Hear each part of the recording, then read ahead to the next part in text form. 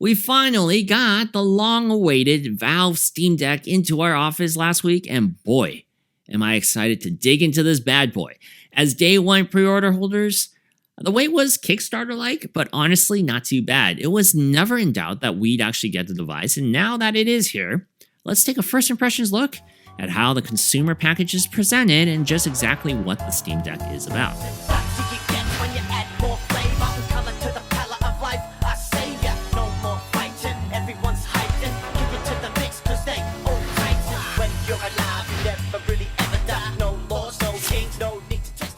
The gaming console comes in a rather bland cardboard box that I assumed housed the actual console box art inside. I'm a longtime collector of not only game boxes, but also console boxes, as they're pieces of history to me, you know? I'm a little disappointed, though, that there isn't one that I'm going to need to retain for collection here, because there's nothing. It wasn't there. Inside the package, we have a box, inside the box, that has a USB-C 45-watt power supply that has a pretty long cable slack for a portable device. Next to it is an included semi-hard case made by Valve to house the Steam Deck, so it's nice to have that.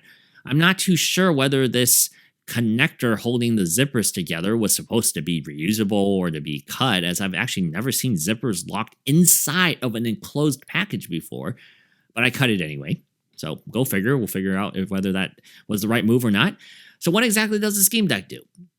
Unzipping the case let my gaze into this gigantic Frankenstein of a beast that I was honestly not expecting. Pictures do not do this console justice in terms of sizing, as I thought it was large from press material, but it is significantly larger than I even originally anticipated. It's also quite lofty around the grip areas where a lot of the mechanical parts are allocated for haptic feedback and also controller parts. Altogether, the console weighs 669 grams. The Steam Deck dwarfs a first-generation Nintendo Switch in size. The body is made of plastic that is uniform essentially across the entire device.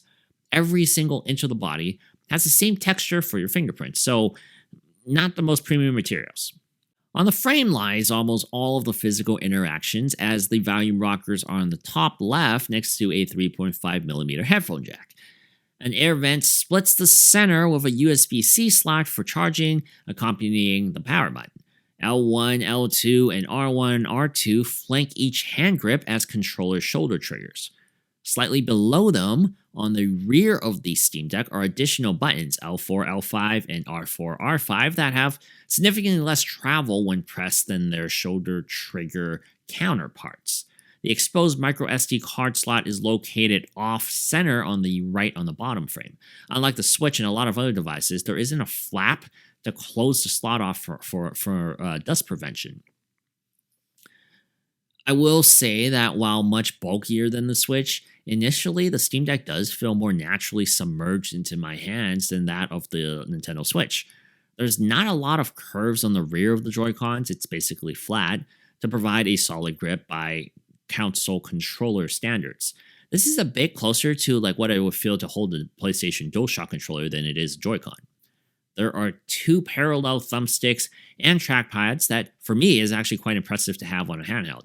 At first, I felt like the thumbsticks were way too high up, but after playing a few games, I was able to accommodate the location without much issue. However, the D-pad and the YXAB buttons are an eyesore to someone like me who is a symmetrical OCD freak, the best way to put it.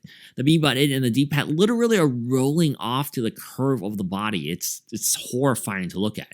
It is so unpleasant to look at that it's as if someone designing the layout of the controller ran out of real estate when designing it and just had to cram it in no matter what, and that's what it ended up with. I didn't even need 5 minutes with the Steam Deck to have it drive me crazy looking at it. Luckily, your thumbs do cover it 90% of the time when you're playing, but subjectively, the Steam Deck is not a pretty-looking console at all. It is a far cry from a device like the NVIDIA Shield, which was later renamed the Portable, which I would love to see, actually, another attempt at that form factor with today's modern technology. Powering this behemoth is an AMD Zen 2 processor and an AMD RDNA 2 GPU, that's a handful to say, with 16GB of RAM running through the tests. Valve sells 3 models of the Steam Deck, and the one that I recommend as a bare minimum is the one that we actually have, which is the 256 gigabyte of SSD middle variant. It's $529, which is a bit higher than the $399 base model, but the 64 gigabytes of eMMC storage that comes with that version will, and I presume, significantly impact the difference in experience. Not only that, 64 gigabytes of storage can barely even contain many of the game downloads in my library. You'll be housing your games on a micro SD card anyway, but having more storage is a must for a gaming console like this. As for what your eyes will actually be looking at, the Steam Deck flaunts a 1280 by 800p IPS screen across a 7-inch panel. The refresh rate is locked in at 60Hz, but for portable gaming detached from a PC, that's not really a detractor. The 16 by 10 aspect ratio is pretty standard for gaming, and it's a good size display for a handheld device in my opinion, at least for first impressions. Running Steam OS on Valve-made hardware ideally should lead to a well-oiled overall experience. Valve has attempted to form an internal list of games that function effectively on the Steam Deck. In your Steam library, new icons with Steam compatibility are there to assist gamers to decide whether they should even attempt to play the game on their Steam Deck. I've actually tried games in my library with all of the ranges of compatibility, and it does seem to be fairly accurate in their assessment. All of the green games I've attempted performed well. The questionable ones seem to work, but I haven't actually put enough time in to locate potential compatibility issues on a lot of situations. The non-compatible games are interesting as, for example, Temtem, which is an MMO, actually works just as well as the Switch port, but Black Desert Online, which is another MMO, couldn't launch. It'll be fun to explore the limitations of this console further as I have more time. There's so much flexibility to explore with the Steam Deck that I'm genuinely, for the first time in a long time, excited to spend time with a gaming console. If you've watched our Nintendo Switch review way back, I don't even remember when it came out, I once claimed that my dream as a kid was to play Final Fantasy VII on an airplane.